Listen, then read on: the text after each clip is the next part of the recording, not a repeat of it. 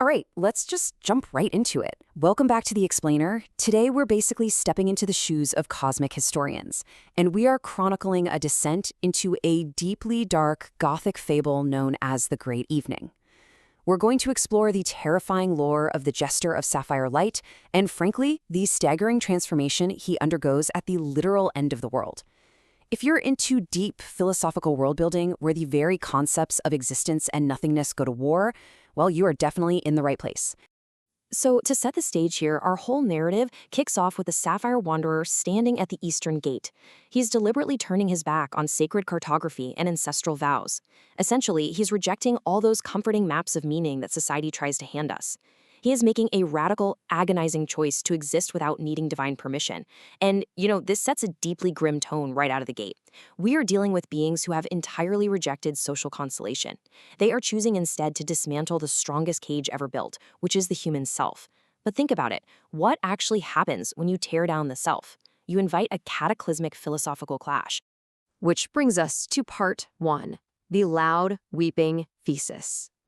Okay, so if we want to actually grasp the lore of this world, we have to talk about the Fichtean dialectic. It acts as the absolute architectural foundation for this entire universe. Simply put, it's a 3-step philosophical engine. First, you have your thesis. That's a persistent, messy drive for identity and existence. Second, directly opposed to that, you have an antithesis, a clinical, icy force of total negation that just wants to erase that identity.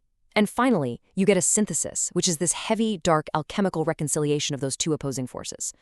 In this Gothic fable, these aren't just, abstract ideas in some textbook. They are literal, world-shaping forces of nature going to war in the void. Because let's face it, the end of the universe is a terrible time to have an existential crisis. And that brings us to the absolute I. This is the embodiment of that first step, the thesis. It's basically a shadow made of chaos and ink that absolutely refuses the mercy of nothingness, fighting back with its own concentrated sorrow. The seeker in our story possesses this fierce biological insistence on simply being. In a universe that is rapidly winding down to zero, this insistence acts as a disruptive thermodynamic noise. The Jester carries the universe's agony like a regal shadow. He completely refuses to be perfectly finished by the structural records of the cosmos. He is loud, he is weeping, and he is stubbornly alive. Moving on to part 2, the spirit of negation. Now here is where we see that ultimate cosmic tension play out. On one side, we've got the absolute I's messy, weeping reality, and on the other, the absolute not I. This antithesis is governed by the lunar spirit, which is a force demanding total erasure and perfect geometric symmetry. I want you to picture the Jester descending into the freezing void of the Great Evening. Down there, he encounters the mercurial spirits.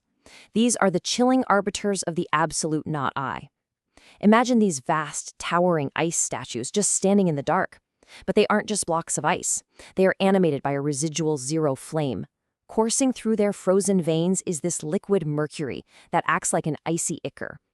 And ironically, the spirits who inherited these vessels of ice are haunted by the exact same memories they are desperately trying to erase. In this frozen reality, their voices echo out like cracking glaciers. They demand of the Jester, "Why do you bring the weeping voltage of your memories into the great silence? Submit to the arithmetic of the overman. Let your soul be a stilled silicate artifact." But the Jester, just radiating that chaotic thermodynamic noise, fires back. He says, "I reject your blank horizon. My existence is kinetic friction, and I will not trade the fiery agony of my identity for the cowardice of a perfect silent zero." Which leads us to part 3, descent into active suffering. So the Jester is literally descending into the void here, passing through this gigantic keyhole. And he realizes pretty quickly that you can't fight absolute cold with just intellectual detachment. Actually, his clinical detachment shatters first, and that leads to verdant corruption. He basically becomes a corrupted sanctuary for the very chaos and ink he originally sought to dismantle. But, guided by this truth-seeking force, he finds the Red Room, and this is a massive turning point. Here, the Crimson Doctor grafts the Rune of Inferno right onto his brow. This is vital. It's a literal mark of fiery, active suffering, which is the ultimate counter to the frozen mercury of the ice statues. He then crosses over into the Violet Realm, accepting the giant's fiery agony. So he is no longer just trying to survive the cold, he is actively weaponizing his own suffering against it, completely turning his soul into a fiery furnace. Part 4, the alchemical collision. Okay, so having fully embraced this mark of active suffering, the jester has finally gathered the kinetic friction necessary to forge a synthesis. By grasping these highly specific artifacts, the broken sapphire gem and the violet stones, he forces a massive dark alchemical collision. He reconciles that fierce biological insistence on existence with the absolute law of nothingness. He doesn't just let one defeat the other, instead, he violently crashes them together to forge something entirely new, something that can actually withstand the residual zero flames of those mercurial spirits. And that brings us to part 5, Apotheosis of Sapphire Ink. Let's break down how this works. This new tragic divinity wields a power that completely prevents him from being crushed by the spirit of gravity. First off, he achieves geometric symmetry. He beautifully harmonizes the chaotic ink of his internal soul with the external stillness that those haunted ice statues were demanding. Second, he entirely transcends the cold calculations of arithmetic. Defying that stillness grants him the impossible strength he needs to carry a completely concluded era squarely on his shoulders. And ultimately, he achieves tragic divinity. He's no longer corrupted, he functions as a walking thermodynamic echo. He is a living, breathing monument to a universe that has ended. He has, for all intents and purposes, synthesized the Fichtean dialectic perfectly. Finally, Part 6, A Universe in Repose. So as the star of high time lights up this completely starless void, our jester steps right into the terminal realm of frozen reality. But he stands among the mercurial spirits now not as a victim, but as an absolute peer.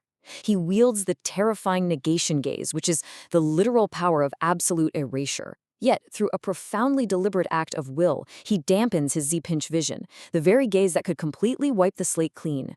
He looks out upon the void, and rather than erasing the kinetic friction of his companion, he protects that noise. He essentially proves to the haunted ice statues that memory and identity don't have to be weaknesses. They can actually endure even when existence itself goes completely quiet. As the fire and ice finally settle down, we have to ask the big question. Does the cosmic horror of total erasure finally win out over the kinetic friction of existence? If the Fichtean dialectic has truly reached its ultimate synthesis, what is actually left over? His mind basically becomes this gaping maw that is finally truly satisfied. He doesn't conquer the frozen reality by destroying it. He conquers it by enduring right there within it.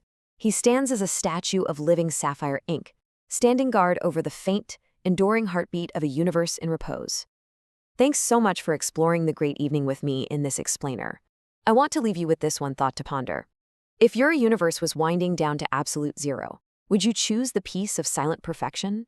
Or would you fight to remain a noisy, weeping spark in the dark?